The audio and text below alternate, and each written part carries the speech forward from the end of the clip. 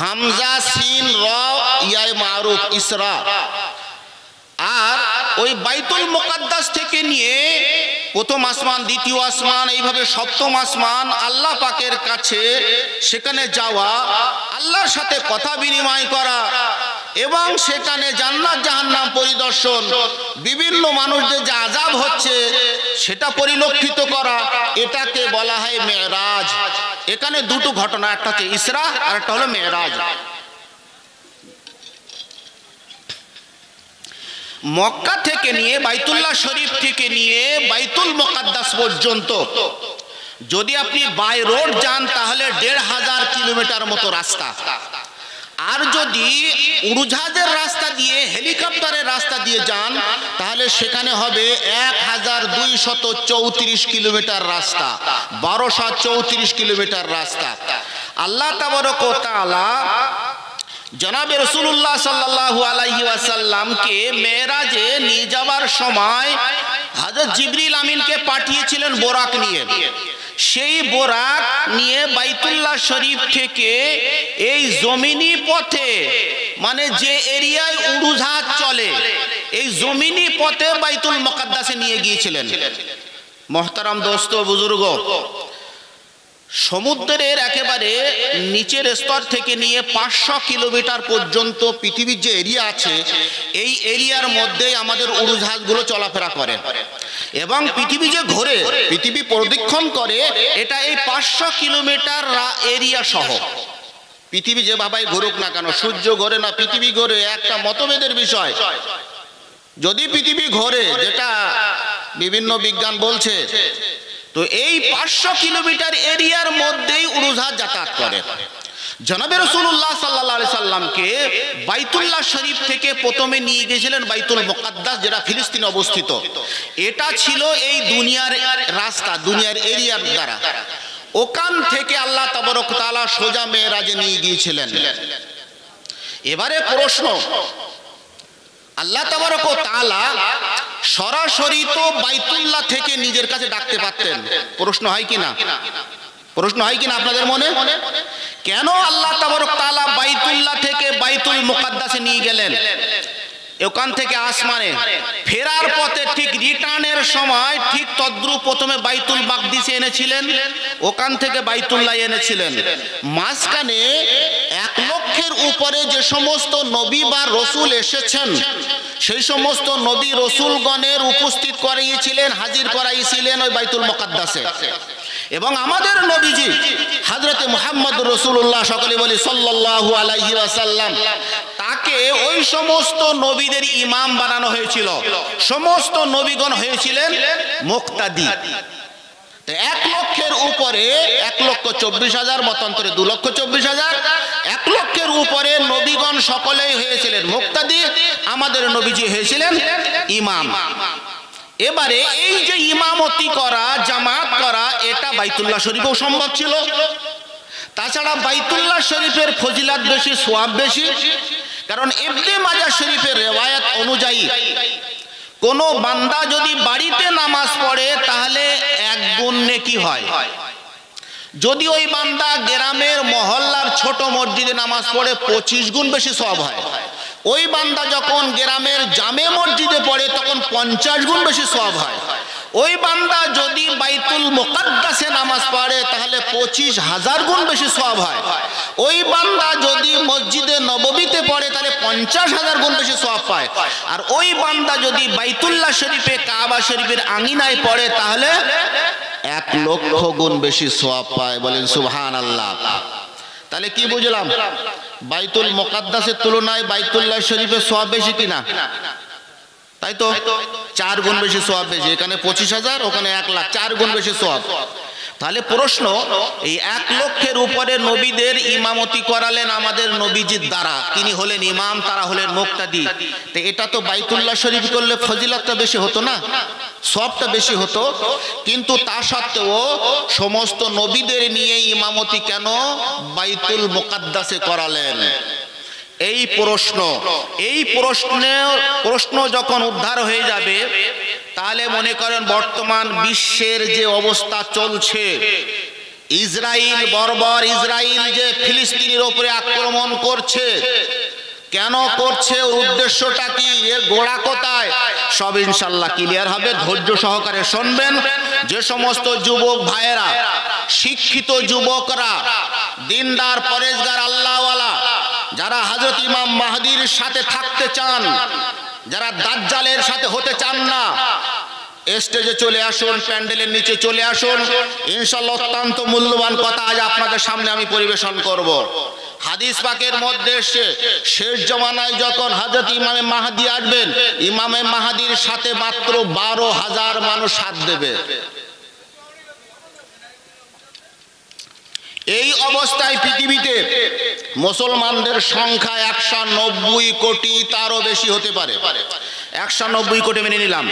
190 কোটির মধ্যে মাত্র 12,000 হযরত ইমামে মাহদি আলাইহিস সালামের সাথ দিবেন, যিনি বাইতুল্লাহ শরীফের আঙিনায় বায়াত গ্রহণ করবেন।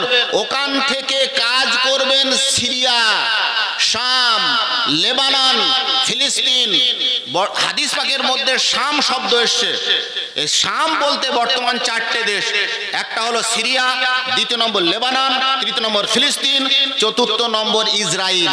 এই বর্তমান 4টে দেশের মিলিত নাম হলো মুলকে শাম। হযরতে ইমামে মাহদি মক্কায় বায়াত গ্রহণ করবেন, ওখান থেকে মুলকে শামে যাবেন, অর্থাৎ এই 4টে দেশের মধ্যেই তিনি দ্বীন ইসলামের কাজ করবেন এবং কি অমুসলিমদের বিরুদ্ধে জিহাদ করবেন। সেখানে মাত্র সাথ দিবে 12,000। এদিকে সেই সময় আসবে এদিকে কানা দাজ্জাল। কানা দাজ্জাল নিজেকে খোদা বলে দাবি করবে, বিভিন্ন অলৌকিক ঘটনা দেখাবে, আপনার মৃত বাপকে জীবিত করাবে, আপনার মৃত মাকে জীবিত করাবে, আপনার বাড়িতে শয্যাশী কোনো অসুস্থ রোগী পড়ে আছে তাকে সুস্থ করে দেবে, হঠাৎ করে বেমৌসুমের ফল আপনার সামনে উপস্থিত করে দেবে। আশ্চর্য আশ্চর্য এমন ঘটনা দেখাবে। আল্লাহর রাসূল সাল্লাল্লাহু আলাইহি ওয়াসাল্লাম বলেছেন, কিয়ামত পর্যন্ত এত বড় ফিতনা আজ পর্যন্ত কখনো আসেনি।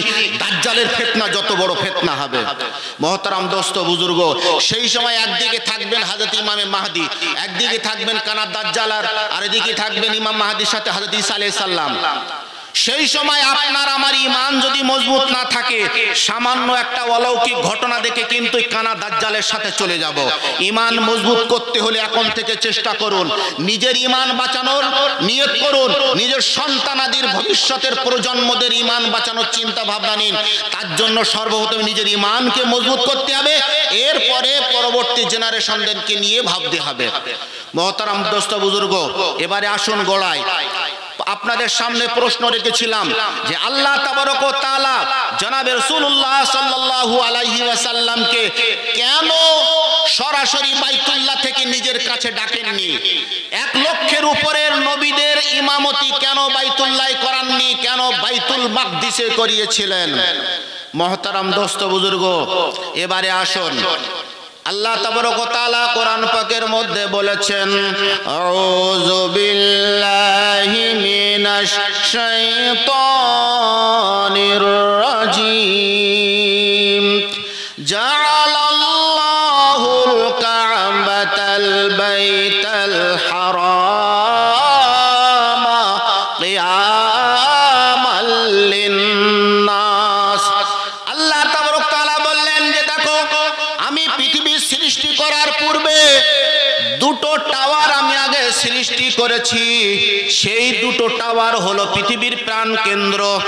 সেই 2টো টাওয়ার তৈরি করার পরে আমি পৃথিবী সৃষ্টি করেছি। যেমন ভাবে কোনো মোবাইল কোম্পানি সিম বিক্রি করবে, সিম কোম্পানি এলাকায় সিম বিক্রি করার আগে কিন্তু আগে টাওয়ার তৈরি করতে হয়। নতুবা আমি সিম বিক্রি করবো, সিম কি জন্য নেবে? এই সিম নিয়েই তো চলবে না, এই জন্য আগে টাওয়ার তৈরি করতে হয়। তো সেই জন্য আল্লাহ তাবারক ওয়া তাআলা পৃথিবীটাকে যে চালাবেন, এতে অজস্র মানুষ, জিন, বিভিন্ন প্রাণী বসবাস করবে। তো এর জন্য আগে একটা টাওয়ার তৈরি করতে হবে। তো আল্লাহ তাবারক ওয়া তাআলা 2টো টাওয়ার তৈরি করেছিলেন। একটা হলো বাইতুল্লাহ শরীফ, আর একটা হলো বাইতুল মুকাদ্দাস। 2টো টাওয়ার, 2টো প্রাণ কেন্দ্র। তবে এই 2টো টাওয়ারের উদ্দেশ্য আলাদা, 2 টাওয়ারের কাজ আবার 2 রকম। আল্লাহ তাবারক ওয়া তাআলা বাইতুল্লাহ শরীফকে কি উদ্দেশ্যে বানিয়েছেন সেটা এই আয়াতের মধ্যে বলে দিয়েছেন, যেটা আমি আপনাদের সামনে তেলাওয়াত করলাম। এই আয়াতটি আছে তোমার সূরা মায়েদার 97 নম্বর আয়াত। তো সূরা মায়েদার 97 নম্বর আয়াতে আল্লাহ পাক কি বলছেন? জাআলাল্লাহুল কাবাতাল বাইতাল হারামা, আল্লাহ তাবারক তাআলা তিনি যিনি এই বাইতুল্লাহ শরীফকে বানিয়েছেন কিসের উদ্দেশ্যে? কিয়ামাল লিন্নাসি, মানুষকে টিকিয়ে রাখার জন্য, মানুষের স্থায়িত্বের জন্য। তো বাইতুল্লাহ শরীফকে আল্লাহ তাবারক তাআলা বানিয়েছেন মানুষকে টিকিয়ে রাখার জন্য, অস্তিত্বের জন্য। পৃথিবীর বুকে মানুষ জাতিকে, মনুষ্য জাতিকে টিকিয়ে রাখবেন, তার জন্য আল্লাহ পাক বাইতুল্লাহ শরীফকে বানিয়েছেন। এবারে আসুন, মানুষের জন্য দুই প্রকার খোরাক দরকার, খাদ্য দরকার। একটা হলো জিসমানি বডি, শরীর, তার একটা খোরাক দরকার। আমি বাঁচতে গেলে আমার খাদ্য দরকার, পানি দরকার, ঔষধ দরকার, সেফটি নিরাপত্তা দরকার, আমার বসবাসের জন্য ঘর দরকার, অনেক কিছু দরকার। এসবগুলো আমার বডির খোরাক, বডির খাদ্য। আর একটা হলো আভ্যন্তরীণ খাদ্য, রুহের খাদ্য। অন্য জায়গায় সূরা আল ইমরানের 96 নম্বর আয়াতে আল্লাহ তাআলা বলেছেন, ইন্না আউওয়ালা বাইতি উযিআ লিন-নাসি লাল্লাযী বিবাক্কাতা মুবারাকাও ওয়া হুদাল লিল আলামিন। নিশ্চয় এই প্রথম ঘর, ইন্না আউওয়ালা বাইতি, নিশ্চয় এই প্রথম ঘর যেটা আমি অবস্থান করেছি মক্কায়। কোরআন পাকের মধ্যে বিবাক্কাতা এসে বা দিয়ে, মক্কার অপর নাম হলো বাক্কা। তো এখানে আল্লাহ পাক বাক্কা শব্দ বললেন। আমি যেটা মক্কাতুল মুকাররমায় অবস্থান করেছি, প্রথম নম্বর কি? মুবারাকান, মুবারক বরকতময় বানিয়েছি। ওয়া হুদাল লিল আলামিন, এবং জগৎবাসীর হেদায়েতের জন্য। তো মক্কা শরীফ, বাইতুল্লাহ শরীফ, এটাকে আল্লাহ তাবারক ওয়া তাআলা মানুষের দুই প্রকার খোরাক হিসাবে বানিয়েছেন। একটাকে বুঝিয়েছেন আল্লাহ পাক মুবারক শব্দ দ্বারা, দ্বিতীয়টাকে বুঝিয়েছেন হুদাল লিল আলামিন দ্বারা। এই মোবারক বলতে কি?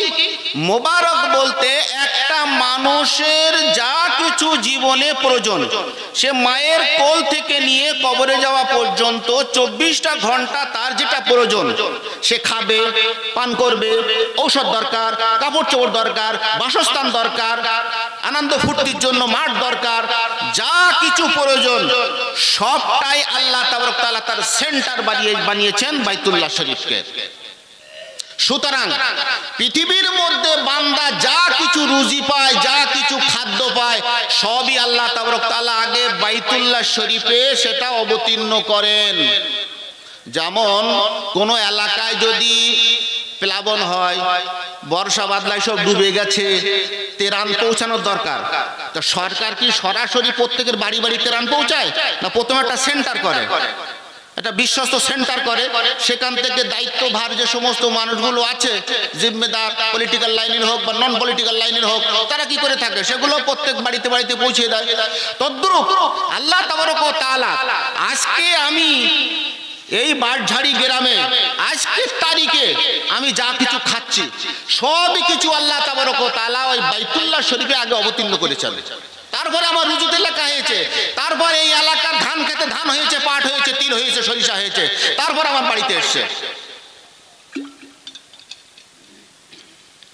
তো আমি যা কিছু খাচ্ছি, যা কিছু ব্যবহার করছি, যা কিছু পান করছি, সবই কিছু আল্লাহ তাবারক তাআলা আগে বাইতুল্লাহ শরীফে অবতীর্ণ করেন, সেখান থেকে পুরো পৃথিবীতে বিতরণ করেন। দ্বিতীয় নম্বর আল্লাহ পাক বলেছেন ওয়াহুদাল লিল আলামিন, এবং মানুষের হেদায়েতের জন্য আমি জরিয়া বানিয়েছি, মাধ্যম বানিয়েছি বাইতুল্লাহকে। সুতরাং যে হেদায়েত বাইতুল্লাহর সঙ্গে মেলবে, যে হেদায়েতের সেন্টার বাইতুল্লাহ, সেই হেদায়েতই আসল হেদায়েত। সুতরাং যদি কেউ বলে আমার বাইতুল্লাহ যে নামাজ হয় না, তাহলে সেটা কিন্তু হেদায়েত না, যে হেদায়েতে আল্লাহ পাক মুক্তি দিবেন। তদ্রূপ যদি বলে বাইতুল্লাহ যে আমার উমরা হয় না, আমার হজ হয় না, তাহলে কিন্তু সে রাস্তা পেল না, হেদায়েত পেল না। তো বাইতুল্লাহ শরীফকে আল্লাহ তাবারক ওয়া তাআলা হেদায়েতের মার্কাজ বানিয়েছেন, সেন্টার বানিয়েছেন। তাহলে কি বুঝলাম? আল্লাহ তাবারক ওয়া তাআলা প্রথমে একটা টাওয়ার বানালেন, মার্কাজ বানালেন, সেটা হলো বাইতুল্লাহ। এই বাইতুল্লাহর মধ্যে দুটো উদ্দেশ্য, একটা হলো মানুষের জৈবিক যা চাহিদা, শারীরিক যে চাহিদা সবকিছুই তিনি মেটান। প্রথমে বাইতুল্লাহ অবতীর্ণ হয়, এরপরে মানুষের হেদায়েতের জরিয়াও বানিয়েছেন এই বাইতুল্লাহকে, একটা টাওয়ার। দ্বিতীয় নম্বর টাওয়ার হলো বাইতুল মুকাদ্দাস। এই বাইতুল মুকাদ্দাস এটা কোন দিক দিয়ে? এটা হলো সিয়াসাত বা রাজনীতির টাওয়ার, এটা হলো ওয়ার্ল্ড অর্ডারের টাওয়ার। অর্থাৎ বিশ্বের মধ্যে সর্বক্ষণ দেখবেন বিশেষ একটা দেশ বা কয়েকটা দেশের কাছে ওয়ার্ল্ড অর্ডারের পাওয়ার থাকে। বাংলায় বলতে গেলে বলতে হবে বিশ্বময় কর্তৃত্ব। বর্তমান আমেরিকা, ব্রিটেন তারা বিশ্বময় কর্তৃত্ব করছে। এক সময় ওই খেলাফতে তোমার সুলতানিয়া তারা করত, এক সময় উসমানিয়া খেলাফত তারা বিশ্বময় কর্তৃত্ব করত, এক সময় খেলাফতে আব্বাসিয়া চলতো, আর এক সময় হযরতে সুলাইমান আলাইহিস সালামের যুগে বনু ইসরাইলরা করত। এটা বোঝাতে পারলাম? এই বিশ্বময় কর্তৃত্ব যাদের হাতেই থাকে, বাইতুল মাকদিস তাদের হাতেই থাকবে। মহতারাম দোস্ত বুজুর্গ, আশপাশে যারা আছেন এখনো চলে আসুন। আশা করছি অত্যন্ত দামি কথায় আপনারা শুনতে পাবেন। বর্তমান ফিলিস্তিনের সমস্যা জানতে গেলে ভালোভাবে আপনাদের বুঝতে হবে। আল্লাহ তাবারক ওয়া তাআলা বাইতুল্লাহ শরীফকে কখনো বেঈমানদের হাতে দেন না, দেবেন না। আজ পর্যন্ত বাইতুল্লাহকেও ধ্বংস করতে পারেনি। আবরাহ বাদশাহ হাতির দল নিয়ে এসেছিল, সে নিজেই পর্যুদস্ত হয়ে ধ্বংস হয়ে আসফিম মাকুল। আল্লাহ পাক কোরআন পাকের মধ্যে বলেছেন, একটা পুঁই শাকের ডাটা খাওয়ার পরে যেমন ভুসি হয়ে যায়, দাঁতে দুই দাঁতের মাঝখানে যেমন ভুসি হয়ে যায়, তদ্রূপ তারা ভুসি মতন হয়ে গিয়েছিল। বাইতুল্লাহ শরীফ যেহেতু মানুষের অস্তিত্ব টিকিয়ে রেখেছে, সেই জন্য পৃথিবীতে যতদিন মানুষ থাকবে, মনুষ্য জাতি থাকবে, ততদিন আল্লাহ তাবারক তাআলা বাইতুল্লাহকে হেফাজত রাখবেন। তবে হাদিস পাকের মধ্যে শেষ জামানায় বাইতুল্লাহ শরীফ একদিন ধ্বংস হবে, তবে তারপরে আর পৃথিবীও থাকবে না, পৃথিবীও আল্লাহ পাক ধ্বংস করে দিবেন। আর দ্বিতীয় নম্বর টাওয়ার সেটা হলে কি? বাইতুল মাকদিস। এই বাইতুল মাকদিসের এর ক্ষমতা হলো রাজনৈতিক ক্ষমতা। দেখুন আল্লাহ তাবারক ওয়া তাআলা কোরআন পাকের মধ্যে বলেছেন, ইয়া বনি ইসরাঈল আযকুরু নি'মাতি আল্লাতী আন'আমতু আলাইকুম ওয়া আন্নী ফাযযালতুকুম আলাল আলামিন। হে বনু ইসরাইলরা, তোমরা আমার পক্ষ থেকে যে অজস্র নিয়ামত প্রতিটি মুহূর্ত পেয়েছো, সেটাকে তোমরা স্মরণ করো। বিশেষ করে ওয়া আন্নী ফাযযালতুকুম আলাল আলামিন, পুরো বিশ্বের মধ্যে তোমাদেরকে আমি ফজিলত দান করেছিলাম এক সময়, সেটাও তোমরা স্মরণ করো। এটা আল্লাহ তাবারক তাআলা কাদের বলছেন? বনি ইসরাইলদেরকে বলছেন। দেখুন হুজুর পাক সাল্লাল্লাহু আলাইহি ওয়াসাল্লামকে আল্লাহ পাক বাইতুল্লাহ থেকে বাইতুল মাকদিসে নিয়ে গেলেন, ওখানে 1 লক্ষের উপরে আম্বিয়াদের ইমামতি করালেন। এর কারণটা এবারে কি? নবী সাল্লাল্লাহু আলাইহি ওয়াসাল্লামের আগমনের আগে পর্যন্ত পুরো পৃথিবীতে বনু ইসরাইলদের একটা বিরাট বড় রমরমা ছিল। কেমন ভাবে? এটা বোঝার জন্য একটু গোড়ায় আসতে হবে। দেখুন হযরতে আদম আলাইহিস সালামের কটা সন্তান ছিল? 3টে সন্তান ছিল, হাবিল, কাবিল আর হযরতে শীস আলাইহিস সালাম। এর মধ্যে হযরতে শীস আলাইহিস সালাম ইনি আল্লাহ পাকের নবীও ছিলেন। এরপরে আদম আলাইহিস সালামের 10 নম্বর পুত্র হলেন হযরতে নূহ আলাইহিস সালাম। এই নূহ আলাইহিস সালামও কিন্তু নবী ছিলেন। এই নূহ আলাইহিস সালামের 4টে সন্তান ছিল। এর মধ্যে কেনান ঈমান আনেনি। হযরত নূহ আলাইহিস সালামের জীবদ্দশাতে সে বেঈমান হয়ে কাফেরদের সাথে ডুবে মারা গিয়েছিল। আর থাকে তিনজনের মধ্যে হাম, সাম, ইয়াফিস। হামের বংশধর হলো মিশর এবং আশপাশের দেশগুলো, আর সাম বলে যে পুত্রটা ছিলেন সেই তার পুত্র তার সন্তানাদি এই আরব কান্ট্রি এবং আশপাশের কিছু দেশ। আজও পর্যন্ত আরবিয়ানরা তারা নিজেদেরকে সামি বলে, অর্থাৎ হযরত নূহ আলাইহিস সালামের সন্তান সাম এর দিকে নিসবত করতে গিয়ে বলে আমরা সামি।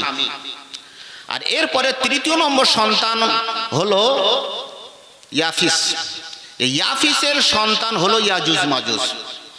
ইয়াজুজ মাজুজের আমরা নাম শুনেছি। কিয়ামতের আগে হযরত ঈসা আলাইহিস সালামের যুগে ইয়াজুজ মাজুজের আবির্ভাব হবে। এদের ঘটনাটা কি? এই ইয়াজুজ মাজুজ অত্যন্ত হিংস্র ছিল। যেমন কখনো এক বাপের তিনটে সন্তান যদি হয়, সবাই কিন্তু সৎ হয় না। কেউ ডাকাত মার্কা হয়, কেউ খুব সুফিসাক্কা হয়, কার পড়াশোনা করতে ভালো লাগে, কেউ খেলাধুলো করতে ভালোবাসে, বিভিন্ন হয়। তো হযরত নূহ আলাইহিস সালামের এই যে সন্তান ইয়াফিসের সূত্রে এই যে বংশধররা হয়েছিল, এরা ছিল খুব লড়াকু। আশপাশের দেশে যখন তখন আক্রমণ করত, এইভাবে বেশ চলতে থাকে। এরা অধিকাংশ ওই তুর্কিস্তানে বসবাস করত। কোরআনে বর্ণিত হযরতে জুলকারনাইন, বাদশা জুলকারনাইনের নাম আপনারা শুনেছেন। এই বাদশা জুলকারনাইন হযরতে ইব্রাহিম আলাইহিস সালামের যুগে এসেছিলেন। আর ইব্রাহিম আলাইহিস সালাম হলেন হযরত নূহ আলাইহিস সালামের দশম বংশধর। তাহলে ও গোড়াতে ধরুন, আদম আলাইহিস সালামের দশম বংশধর হলেন হযরত নূহ আলাইহিস সালাম। নূহ আলাইহিস সালামের দশম বংশধর হলেন হযরত ইব্রাহিম আলাইহিস সালাম, মানে 20তম বংশধর ইব্রাহিম সাল্লাম। ওই ইব্রাহিম আলাইহিস সালামের যুগেই বাদশা জুলকারনাইন এসেছিলেন। অত্যন্ত ন্যায়পরায়ণ বাদশা ছিলেন। এমনকি বাদশা জুলকারনাইন হজে যাওয়ার সময় হযরত ইব্রাহিম আলাইহিস সালামের সাথে সাক্ষাৎ হয়েছিল। ইব্রাহিম আলাইহিস সালাম দোয়াও দিয়েছিলেন। উনি কোনো নবী ছিলেন কিনা মতভেদ আছে, কিন্তু আল্লাহর ওলি বুজুর্গ তো অবশ্যই ছিলেন। ওই বাদশা জুলকারনাইনের জামানায় যখন ওই ইয়াজুজ মাজুজরা এলাকায় ছিল এবং ওরা তুর্কিস্তানের আশপাশে বসবাস করত, তো স্থানীয় বাসিন্দারা তারা শিকায়ত করলো যে বাদশা, এই ইয়াজুজ মাজুজ এরা অত্যন্ত হিংস্র, যখন তখন আক্রমণ করে, যখন তখন কোন কিছু একটা ক্ষতি করে বসে, তো সেই জন্য এদের একটা ব্যবস্থা করুন। বাদশা জুলকারনাইন তখন ওই তুর্কিস্তানের উত্তর পূর্ব সাইডে কৃষ্ণ সাগর আছে। কৃষ্ণ সাগরের সাইডে চতুর্দিকে পাহাড়। সেই পাহাড়ের মধ্যে লোহা গালিয়ে উঁচু প্রাচীর করে তার মধ্যে আটকে দেয়। কে? বাদশা জুলকারনাইন রাহমাতুল্লাহি আলাইহি। হাদিসের বর্ণনা অনুযায়ী ওই ইয়াজুজ মাজুজ কওম ওরা সেই ঈসা আলাইহিস সালাম পৃথিবীতে যখন শেষ জামানায় আসবেন তখন তারা বাইর হবে। ও কিসসা কাহিনী আলাদা। এবারে আসুন, এই নূহ আলাইহিস সালামের যে দ্বিতীয় পুত্র সাম বলেছিলাম, এই সামের বংশের মধ্যেই হযরতে ইব্রাহিম আলাইহিস সালাম বলেছিলাম। এই ইব্রাহিম আলাইহিস সালামের দুটো স্ত্রী, ভালো করে শুনবেন, অত্যন্ত কিন্তু আমার কথা রেকর্ড হচ্ছে, ভুল বলার কোনো জায়গা নেই, আর ইনশাআল্লাহ ভুলও আমি বলবো না, আল্লাহ যেন না বলিয়ে নেন। ইব্রাহিম আলাইহিস সালামের দুটো স্ত্রী ছিল, একটার নাম হলো হাজেরা আর একটার নাম হলো সারা। হযরতে সারা, হযরতে হাজেরা। হযরতে হাজেরা রাদিয়াল্লাহু তাআলা আনহার সূত্রে পরবর্তীতে কোনো নবী হননি, বরং সরাসরি যেয়ে আমাদের নবী হযরতে মুহাম্মদ রাসূলুল্লাহ সাল্লাল্লাহু আলাইহি ওয়াসাল্লাম হয়েছিলেন। আর হযরতে সারা রাদিয়াল্লাহু তাআলা আনহা এনার সন্তান হলেন হযরতে ইসহাক আলাইহিস সালাম। হযরত ইসহাক আলাইহিস সালামের সন্তান হলেন হযরতে ইয়াকুব আলাইহিস সালাম। হযরত ইয়াকুব আলাইহিস সালামের আরেকটা নাম ছিল ইসরাঈল। এর থেকেই পরবর্তী বংশধরকে বলা হয় বনি ইসরাঈল। বনি মানে বংশ, মানে সন্তানাদি, অর্থাৎ ইসরাঈলের সন্তানাদি, অর্থাৎ হযরত ইয়াকুবের সন্তানাদি। হযরত ইয়াকুব আলাইহিস সালামের 12টা ছেলে ছিল, আমরা বহু মানুষ জানি। এর মধ্যে সুদর্শন নবী, বিখ্যাত নবী, যেটাকে নিয়ে সূরা ইউসুফ বাকায়দা অবতীর্ণ হয়েছে, হযরত ইউসুফ আলাইহিস সালাম এই 12টা সন্তানের মধ্যে একজন সন্তান। আর 11টার মধ্যে হচ্ছেন হযরত ইয়াহুদা। এই ইহুদার পরবর্তীকালেই বংশধরদেরকে কি বলা হয়? ইহুদি। ব্যাপারটা বুঝতে পারছেন? এই ইহুদি কোত্থেকে আসছে? এই ইয়াকুব আলাইহিস সালামের একটা সন্তান ইহুদা, ওই ইহুদার পরবর্তী বংশধরকে বলা হয় ইহুদি। আল্লাহ তাবারক ওয়া তাআলা পৃথিবীতে যত আম্বিয়া কেরাম পাঠিয়েছেন এর মধ্যে অধিকাংশ ম্যাক্সিমাম নবী বা রসুল এই বনি ইসরাইলদের মধ্যে এসেছে। এই জন্য জনাবে রাসূলুল্লাহ সাল্লাল্লাহু আলাইহি ওয়াসাল্লামের বংশ, নবী সাল্লাল্লাহু আলাইহি সাল্লাম পৃথিবীতে আগমন হওয়ার পূর্বে বংশের দিক দিয়ে বনি ইসরাইলরা পুরো পৃথিবীর মধ্যে সবথেকে সম্মানীয় বংশ বলে গণ্য হতো। তার কারণ ওই বংশের মধ্যে আল্লাহ তাবারক তাআলা অজস্র নবী রাসূল পাঠিয়েছেন। এরা সম্মানীয় বংশ। আল্লাহ তাবারক ওয়া তাআলা ওটাকে স্মরণ করে বলছেন, ইয়া বনি ইসরাঈল আযকুরু নি'মাতি আল্লাতী আন'আমতু আলাইকুম ওয়া আন্নী ফাযযালতুকুম আলাল আলামিন। হে বনু ইসরাঈলরা, তোমরা আমার অজস্র নিয়ামতকে স্মরণ করো, বিশেষ করে তোমাদেরকে যে আমি পুরো বিশ্বের মধ্যে সম্মানের জায়গায় রেখেছিলাম, সম্মানের শীর্ষ শিখরে রেখেছিলাম, সেই নিয়ামতটাও তুমি স্মরণ করো। কিন্তু তারা এত নিয়ামত পাওয়ার পরে ওদের মধ্যে নমনীয়তা, খোদাভীরুতা এই সমস্ত আসার দরকার ছিল।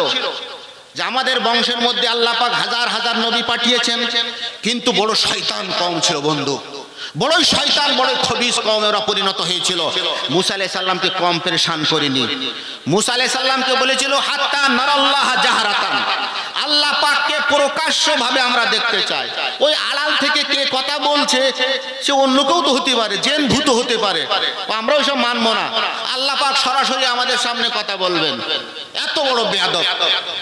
মুসা আলাইহিস সালাম পর্যন্ত আল্লাহ পাককে সরাসরি দেখতে পারেননি, আর ওরা আবদার করলো আমরা আল্লাহ পাককে সরাসরি দেখব। এরপরে মান্না সালওয়া আল্লাহ পাক নাজিল করেছিলেন, সেটা ওদের সহ্য হলো না। আমাদের পেঁয়াজ দরকার, মসুরির ডাল দরকার, সবজি দরকার, যা খেলে গ্যাস হবে, মান্না সালওয়া সহ্য হয়নি। অথচ আল্লাহ পাকের পক্ষ থেকে আসমান থেকে ওদের খাদ্য খোরাকের জন্য মান্না সালওয়া নাজিল হয়েছিল, কিন্তু সেটা ওদের সহ্য হলো না। আসমানি কিতাব আল্লাহ পাক তাওরাত শরীফ তাদের উপর অবতীর্ণ করেছিলেন। ফেরাউনের মতন বড় জালিম শাসক পৃথিবীর মধ্যে, পৃথিবীর ইতিহাসে এত বড় অত্যাচারী শাসক এসেছে কিনা সন্দেহ। সেই ফেরাউন থেকেও পর্যন্ত আল্লাহ পাক নাজাত দিয়েছিলেন। 12টা রাস্তা আল্লাহ পাক তৈরি করে দিয়েছিলেন মুসা আলাইহিস সালামের লাঠির আঘাতের ফলে। সেই রাস্তা দিয়ে ওরা পার হয়েছিল। যখন এরা এই বনি ইসরাঈলরা সমুদ্রের মাঝখানে গেল, তখন ফেরাউনের ওরা শুরু করলো যাওয়া। এরপরে যখন তারা সেই নদ পার হয়ে গেল, সেই সমুদ্র পার হয়ে গেল, তখন এরা মাঝখানে গেল, আল্লাহ পাকের আদেশে পানি মিলে গেল। তা নিজেদের সামনেই শত্রুকে নিধন হতে দেখা কত বড় একটা আনন্দের বিষয়। এটা তাদের জন্য বিরাট বড় একটা নিয়ামত ছিল। এইভাবে আল্লাহ তাবারক ওয়া তাআলা অজস্র নিয়ামত তাদের উপরে নাজিল করেছিলেন। কিন্তু আল্লাহ পাক তাদের ব্যাপারে কি বলেছেন? ওয়া ইয়াকতুলুনান নাবিয়্যিনা বিগাইরিল হাক্কি। ওই সমস্ত বনি ইসরাঈলরা তারা নবীদের সাথে সৎ ব্যবহার তো দূরের কথা, নবীর কথা শুনে আল্লাহর প্রতি ঈমান আনবে সেটা তো দূরের কথা, বরং বহু নবী এবং রাসূলকে তারা কতল করে দিয়েছিল। হযরতে যাকারিয়া আলাইহিস সালামকে তারা কতল করেছিল, হযরতে ইয়াহইয়া আলাইহিস সালামকে তারা কতল করেছিল। এইভাবে বহু নবী রাসূলদেরকে ওরা কতল করেছিল। মুহতারাম দোস্ত বুজুর্গ, এবারে দেখুন, আমি আপনাদের বলেছিলাম যে বাইতুল মাকদিস এটা ওয়ার্ল্ড অর্ডারের কাজ করে। বিশ্বের কর্তৃত্ব যাদের হাতে থাকবে, বাইতুল মাকদিস তাদের হাতে থাকবে। বনি ইসরাঈলরা যতক্ষণ পর্যন্ত সম্মানের জায়গায় ছিল, বাইতুল মাকদিস ওদের হাতে ছিল। আল্লাহ তাবারক ওয়া তাআলা, এই যে আমি শুরুতেই কোরআনের আয়াত তেলাওয়াত করেছিলাম, সূরা বনি ইসরাইলের প্রথম আয়াত, সুবহানাল্লাযী আসরা বিআবদিহি লাইলাম মিনাল মাসজিদিল হারাম ইলাল মাসজিদিল আকসাল্লাযী বারাকনা হাওলাহু লিনুরিয়াহু মিন আয়াতিনা ইন্নাহু হুয়াস সামিউল বাসীর। এরপরে আল্লাহ কি বলছেন, ওয়া আতাইনা মুসাল কিতাব, আর আমি হযরতে মুসা আলাইহিস সালামকে কিতাব দান করেছিলাম। ওয়া জাআলনাহু হুদাল লিবানি ইসরাঈল আল্লা তাত্তাখিযু মিন দুনি ওয়াকিলা। আমি কি জন্য অবতীর্ণ করেছিলাম? হুদাল্লি বনি ইসরাইল, মুসা আলাইহিস সালামকে আসমানি কিতাব তাওরাত শরীফ অবতীর্ণ করেছি বনি ইসরাইলদের হেদায়েতের জন্য। হুদাল্লিন নাস বলা হয়নি, শুধু বনি ইসরাইলদের হেদায়েতের জন্য। তারপরে তাদের কাছ থেকে অঙ্গীকার পত্র নিয়েছিলাম, আল্লাহ তাত্তাখিযু মিন দুনি ওয়াকিলা।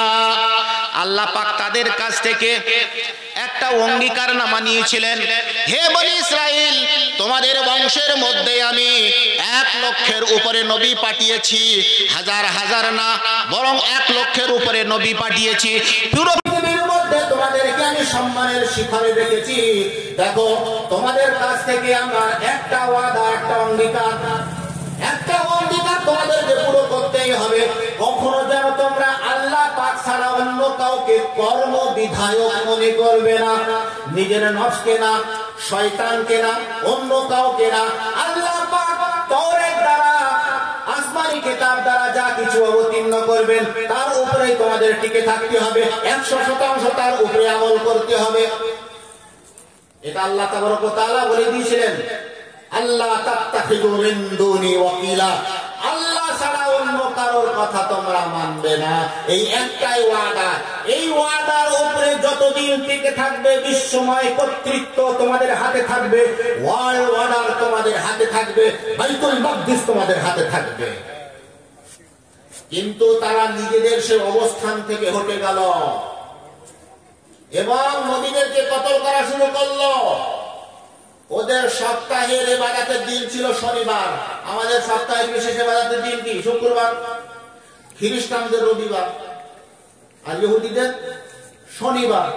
তো আল্লাহ পাক বলেছিলেন মুসা আলাইহিস সালামের দ্বারা, তোমার কওম যেন শনিবারে মাছ না ধরে, ওই দিন বিশেষ ইবাদতের দিন ইবাদতের সময় কাটাতে হবে। এবার আল্লাহ পাক পরীক্ষার জন্য ওই সমুদ্রের তীরে শনিবারে বেশি বেশি মাছ পাঠিয়ে দিতেন। দেখা যাক বনি ইসরাইলরা কি করে। ওরা তো খবিস কম, শয়তান কম। শনিবারে মাছ ধরতো না, শনিবারে ওই পাত্রটা পেতে আসতো।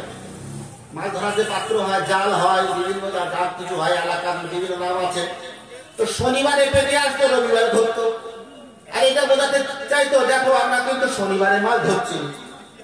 আল্লাহ তাবারক তাআলা ওদের এই বদনামির কারণে আল্লাহ পাক বলেন, কোন পেরাদাতাম খাসির, হে বনি ইসরাইলরা, তোমরা সকলে মিলে নিকৃষ্ট ভাবে বাঁদর হয়ে যাও। বাদরামি করেছো, বাঁদর হয়ে যাও। আর এই কারণে ওরা যে বাঁদর হয়ে গিয়েছিল, এই জন্য ওই ইহুদিদের মধ্যে বেশ কিছু বৈজ্ঞানিক তারা বলে যে মানুষ আগে বাঁদর ছিল, হনুমান ছিল, ওরাংওটাং ছিল। তাতে করে কি আমাদের বংশের ওই কলঙ্কটা মুছে যায়। এইভাবে কি মুছে? যাই হোক, তো আল্লাহ তাবারক ওয়া তাআলা তাদের এত এত নিয়ামত দেওয়া সত্ত্বেও তারা এই সমস্ত বাদরামি করেছে। সুতরাং যেই বাদরামি করলো, আল্লাহ তাবারক ওয়া তাআলা নবী সাল্লাল্লাহু আলাইহি ওয়াসাল্লামকে অবতীর্ণ করলেন। অবতীর্ণ করে যাবে কি মেরাজের সময় ওই বাইতুল্লাহ থেকে বাইতুল মাকদিসে নিয়ে গেলেন। সেখানে গিয়ে 1 লক্ষের উপরে সমস্ত নবীদের ইমামতি করালেন। আল্লাহ পাক পরোক্ষে বোঝাতে চাইলেন যে দেখো, যতদিন তোমরা নিজের ওয়াদার উপরে ছিলে, আল্লাহ তাত্তাখিযু মিন দুনি ওয়াকিলা, এইভাবে যে তোমাদের কাছ থেকে ওয়াদা নিয়েছিলাম, এই ওয়াদার উপরে যতদিন তোমরা টিকে ছিলে, ততদিন পর্যন্ত তোমাদের হাতে বিশ্বময় কর্তৃত্ব ছিল, ওয়ার্ল্ড অর্ডারের ক্ষমতা তোমাদের হাতে ছিল, বাইতুল মাকদিস তোমাদের হাতে ছিল। আর কিন্তু হবে না, তোমরা আল্লাহর দেওয়া সেই ওয়াদা তোমরা ভুলে গিয়েছো।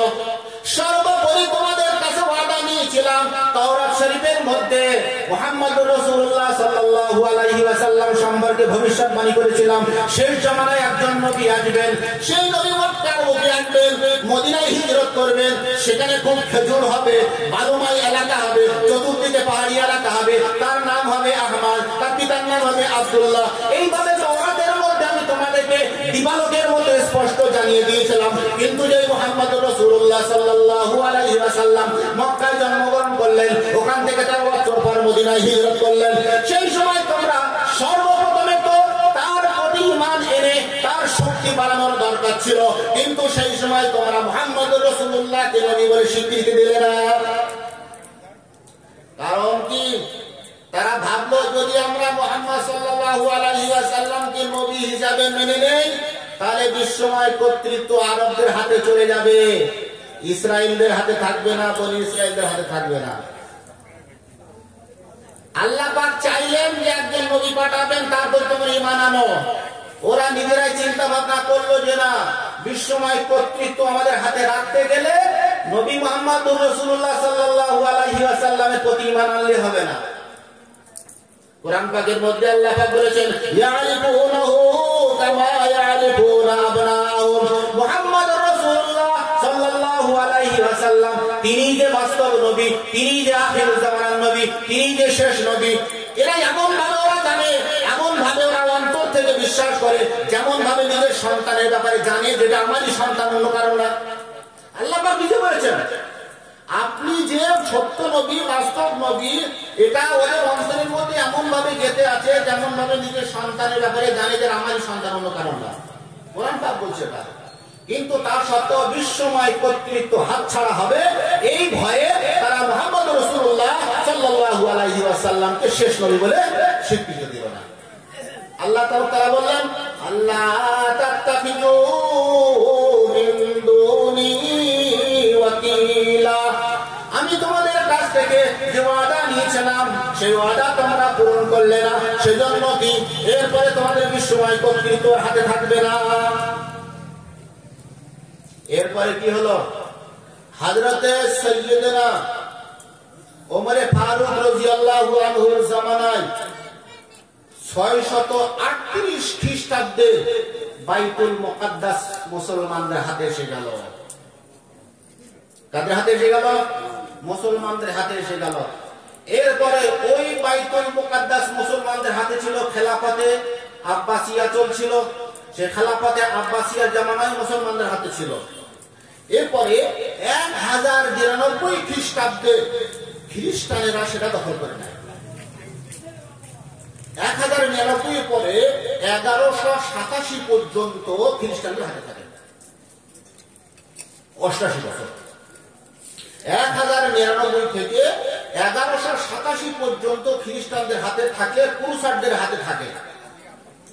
সুলতান সালাহুদ্দিন আইয়ুবী রহমাতুল্লাহি আলাইহি মিশরের বাদশা ছিলেন, তখন খেলাফতে ফাতিমি চলতো। হযরতে ওই সুলতান সালাহুদ্দিন আইয়ুবী রহমাতুল্লাহি আলাইহি খেলাফতে ফাতিমির সময় 1187 খ্রিস্টাব্দে আবার তাদের কাছ থেকে নিয়ে নেয়, এবং ওই 1187 পর থেকে আবার একটানা মুসলমানদের হাতে বাইতুল মুকাদ্দাস ছিল। এরপরে 1945 খ্রিস্টাব্দে আবার মুসলমানদের হাত ছাড়া হয়ে যায়। এটা তো 2023-24, এদিকে 24 আর ওদিকে 55, এই মোটামুটি এই 77-78 বছর আবার মুসলমানদের হাত ছাড়া হয়ে যায়।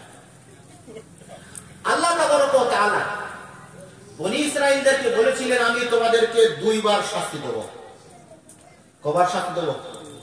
2 বার শাস্তি দেব, অর্থাৎ 2 বার বিশ্বময় কর্তৃত্ব তোমাদের হাত থেকে আমি ছিনিয়ে নেব। আর আল্লাহ রাসূল সাল্লাল্লাহু আলাইহি ওয়াসাল্লাম বলেছেন যে বনি ইসরাঈলদের উপরে যেমন আযাব আসবে, আমার উম্মতের উপরেও তেমন আযাব আসবে। এটা কি বলেছেন? জনাবে রাসূলুল্লাহ সাল্লাল্লাহু আলাইহি ওয়াসাল্লাম এই 2 বার আযাবের কথা জনাবে রাসূলুল্লাহ সাল্লাল্লাহু আলাইহি ওয়াসাল্লাম নিজের জামানায় বলেছিলেন। সুতরাং বনি ইসরাঈলদের হাত থেকে 2 বার বাইতুল মাকদিস হাতছাড়া হয়ে গেছে, মানে একবার অটোমেটিক হয়ে গেছে 87-তে, আর একবারে লাস্ট পর্ব চলছে। আর আল্লাহ রাসূল সাল্লাল্লাহু আলাইহি ওয়াসাল্লাম বলেছেন যে মুসলমানদের উপরেও তদ্রূপ আযাব আসবে যেমন ভাবে বনি ইসরাইলদের উপরে আযাব এসেছে বা আসবে। সেজন্য এখন শেষ পর্ব চলছে। এই শেষ পর্বে এখন মুসলমানদের হাতেই খুব তাড়াতাড়ি ক্ষমতা আসবে। দেখুন, এই যে বনি ইসরাইলরা এই যে জুলুম অত্যাচার করছে, আমরা সব দেখছি, দিবালোকের মধ্যে স্পষ্ট। এই বাদরামি কিন্তু আজকে থেকে না। ওয়াকুলুনা নবিয়িনা বিগাইরিল হাক্কি, নবীদেরকে কতল করেছিল, শনিবারের দিন মাছ ধরা, এইভাবে বিভিন্ন জুলুম অত্যাচার, এটা সে ওদের ব্লাডের মধ্যে রয়ে গেছে। সুতরাং এবারে আসুন, দ্বিতীয় বিশ্বযুদ্ধ হয় 1939 থেকে 1945 পর্যন্ত। এটা বিশেষ করে আমরা যারা কলেজের ছাত্র, ইউনিভার্সিটির ছাত্র, ইতিহাস আমরা পড়াশোনা করেছি, আমরা জানি 1939 থেকে 1945 পর্যন্ত দ্বিতীয় বিশ্বযুদ্ধ হয়। কাদের কাদের সাথে হয়েছিল মিলিয়ে নেয়। একদিকে আমেরিকা, ব্রিটেন, রাশিয়া, ফ্রান্স, চীন, একদিকে 5টা বড় বড় দেশ, ওর সঙ্গে কিছু ছোট ছোট ক্ষুদ্র ক্ষুদ্র দেশ থেকে থাকে।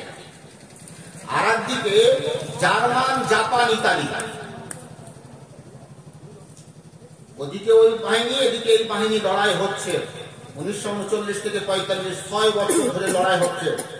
লড়াই করতে করতে আমেরিকা বাহিনী কিন্তু বিজয়ের দিকে না, ওই জার্মান, জাপান, ইতালি বাহিনী বিজয়ের দিকে যাচ্ছে। সেই সময় জার্মানের রাষ্ট্রপ্রধান ছিল অ্যাডলফ হিটলার। হিটলার বলা হয়, আসল নাম অ্যাডলফ হিটলার। জাপান বাহিনী, জার্মান বাহিনী ওরা বিজয়ের দিকে যাচ্ছে। আমেরিকা পর্যুদস্ত হয়ে যাচ্ছে, হেরে যাচ্ছে।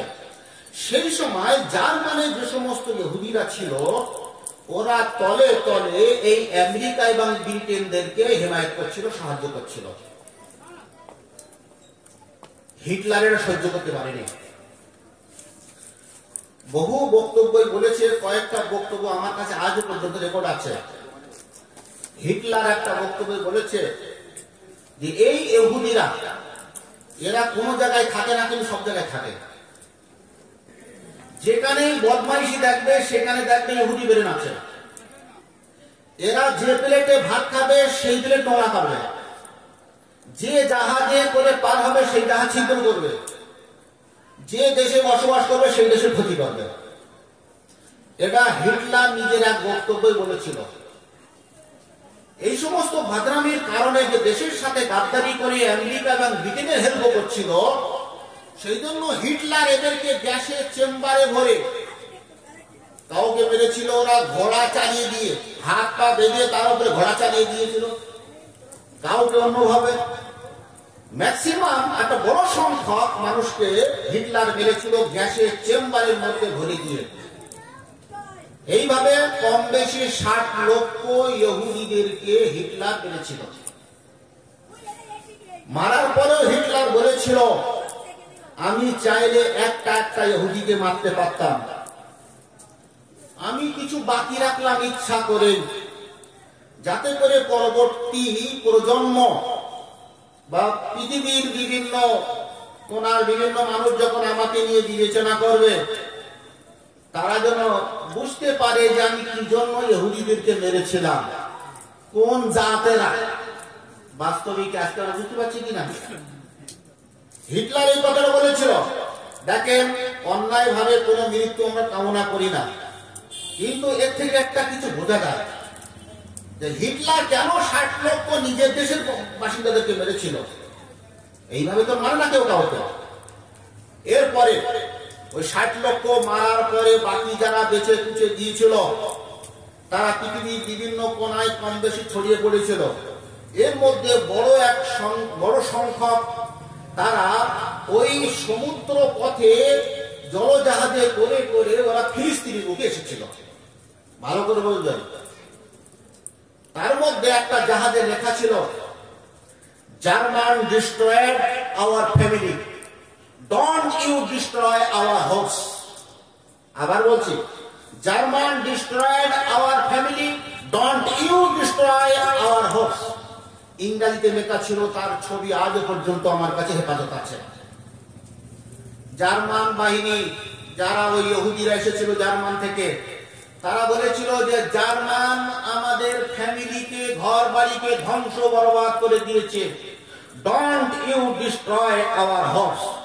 কিন্তু হে ফিলিস্তিনিরা, তোমরা আমাদের আশাহত করো না। আমরা বড় আশা নিয়ে তোমাদের দুয়ারে এসেছি। তোমরা মুসলমান, তোমাদের ইসলামী কিতাবে কোরআন হাদিসে লেখা আছে যে গরিব দুস্থদের সহায়তা করলে আল্লাহ পাক সন্তুষ্ট হয়। আল্লাহ পাকের আরশ কুরসি পর্যন্ত খুশিতে মরে যায়। সেজন্য কি আমাদের তোমরা হেল্প করো। ফিলিস্তিনের সাদাসিদে মুসলমানেরা, তারা ওর আগে পিছে ভাবেনি। দুঃখী মানুষ, ঘর নেই, খাদ্য খোরাক নেই, কারোর বাপ মারা গেছে, মা মারা গেছে, কোন একটা অসহায় শিশু এসেছে, 60 লক্ষ মারা গেছে, মানে কি পুরো পরিবারে 16 জন সদস্য ছিল, তার মধ্যে একজন বেশি আছে, 10 জন সদস্য ছিল, 2 জন বেশি আছে। তারা এই নিরীহ মানুষ হিসাবে এসেছে, আমরা একটু সহায়তা করবো না? মানুষের এটা মেজাজ, অপরকে হেমায়ত করা। সেই জন্য ফিলিস্তিনের মুসলমানেরা তাদেরকে হেমায়ত করেছিল। হেমায়ত করার পরে তারপরে যা বর্তমান অবস্থা, সেই অবস্থা আমরা কম বেশি দেখছি। এবারে যুদ্ধ কিন্তু এখনো শেষ হয়নি, এখনো দ্বিতীয় বিশ্বযুদ্ধ চলছে। এর মধ্যে হিটলার 60 লক্ষকে মেরে দিয়ে বাকি এদিকে দৌড়দৌড়ি করে আরম্ভ করে চলা। ফিলিস্তিনের বুকে আসার পরে ওই ইহুদিরা আমেরিকা এবং ব্রিটেন বাহিনীর কাছে করজোড়ে আবেদন করে যে দেখো আমেরিকা বাহিনী, তোমাদের হেমায়েত করার জন্য আজকে আমরা দেশ থেকে বিতাড়িত, আমাদের সব ঘর বাড়ি ধ্বংস করে দিয়েছে। এখন তোমাদের যুদ্ধে জেতার ব্যাপারে আমরা হেল্প করব, তবে শর্ত একটা আছে। কি শর্ত? শর্ত হলো এই যে এই ফিলিস্তিনের বুকে আমাদের একটা স্বাধীন রাষ্ট্র তৈরি করে দিতে হবে। কারা শর্ত লাগালো? এই ইহুদিরা। আমেরিকা বলল আমাদের জন্য খুব সহজ, যখন আমরা জিতে যাব তো সমস্ত পৃথিবীর ক্ষমতা আমাদের হাতে আসবে।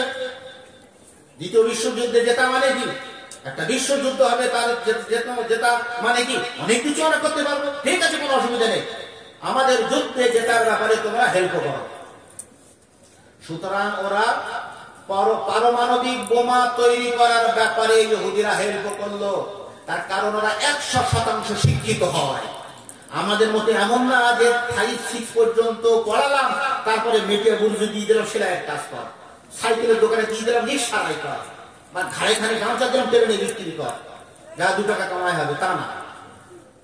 ইসরায়েলের বুকে একটা কোন সন্তান এমন নেই যে সে কি স্কুল বিমুখ হয়ে যে অন্যান্য কাজ করে। 100% শিক্ষিত হয়, প্রখর বুদ্ধি সম্পন্ন হয়, বিরাট কূটনীতিবিদ হয়। সেজন্য ওরা ওই অ্যাটম বোম, পারমাণবিক বোমা তৈরি করার ব্যাপারে আমেরিকাকে সম্পূর্ণ হেল্প করলো। এরপরে 1945 খ্রিস্টাব্দের 6 আগস্ট এবং 9 আগস্ট জাপানের হিরোশিমা এবং নাগাসাকিতে বোম মারলো আমেরিকা বাহিনী। আমি ভুল বলছি না তো? ইতিহাসের ছাত্র এখানে আশা করি বহু আছেন। 1945 খ্রিস্টাব্দের 6 আগস্ট এবং 9 আগস্ট ওই জাপানের হিরোশিমা এবং নাগাসাকিতে 2টো বোমা মারে। যে বোমা তৈরি করার মূল ব্রেন ছিল ইহুদিদের, এবং ওই 2টো বোমা মারার কারণে 2 লক্ষ মতো মানুষ তারা নিধন হয়ে যায়, মারা যায়। লক্ষ লক্ষ তারা পঙ্গু হয়ে যায়। আজও পর্যন্ত সে 1945-এর পরে কত বছর হয়ে গিয়েছে, 80 বছরের কাছাকাছি প্রায়, আজও পর্যন্ত সেখানে বহু শিশু বিকলাঙ্গ তৈরি হয়। মহতারাম দোস্ত বুজুর্গ, পরপর 2টো যখন অ্যাটম বোমা পড়লো, তখন এবার জাপান বাহিনী পরাজয় বরণ করলো। পরাজয় বরণের স্বীকৃতি দিল যে আমরা হেরে গেলাম। এটা হলো 1945। এরপরে যখন আমেরিকা বাহিনী দ্বিতীয় বিশ্বযুদ্ধ জয় করলো, তারপরে নিজের মিত্র দেশগুলো নিয়ে, নিজের মিত্র দেশ আমেরিকা আছে, নিজে আছে, ব্রিটেন আছে, জার্মান আছে, তারপরে তখন চায়না ছিল, রাশিয়াও ছিল, এখন আবার রাশিয়া আর টাশিয়া দিকে ঘোরাঘুরি হচ্ছে, তখন ছিল। তো এই মিত্র দেশগুলোকে নিয়ে তখন তৈরি করে রাষ্ট্রসংঘ। রাষ্ট্রসংঘ তৈরি হয় ওই 2 বছরের মধ্যে 1947-এর নভেম্বরে তৈরি হয়, কমপ্লিট হতে 1948 পড়ে যায়, 1948 ধরে দিলাম। তো 1948 সালে রাষ্ট্রসংঘ কমপ্লিট তৈরি হয়ে যায়।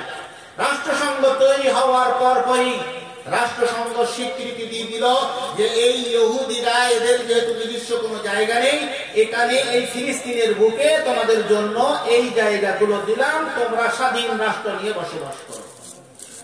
মহতারাম দোস্ত বুজুর্গ, আসল ফিলিস্তিনিদের উপরে কালো অমাবস্যার কালো মেঘ ঘনিয়ে আসলো। ফিলিস্তিনের যে মূল জমি ছিল তার মধ্যে 55% দিল ইহুদিদের। যারা জোর করে দখল করলো তাদের দিল 55%, 44% দিল ফিলিস্তিনিদের, আর 1% ওই মসজিদে আকসা কেন্দ্রিক তারা ছেড়ে দিল এবং বলল যে মসজিদে আকসা না মুসলমানদের হাতে থাকবে না ইহুদিবাদীদের হাতে থাকবে। এটা রাষ্ট্রসংঘ থেকে সরাসরি এটা পরিচালিত হবে। এখানে ইহুদিরাও গেলে ধর্ম পালন করতে পারবে, খ্রিস্টানরাও যেতে পারবে, মুসলমানরাও যেতে পারবে। এইভাবে তারা ফিলিস্তিনিদের উপরে একটা পুরো অমাবস্যার কালো মেঘ ছেড়ে দিল। মহতারাম দোস্ত বুজুর্গ, এইভাবে ফিলিস্তিনিদের উপরে মোটামুটি জুলুম অত্যাচার তখন থেকে শুরু হলো। ইহুদিবাদী এদের আসল টার্গেট হলো পুরো ফিলিস্তিনটা দখল করা।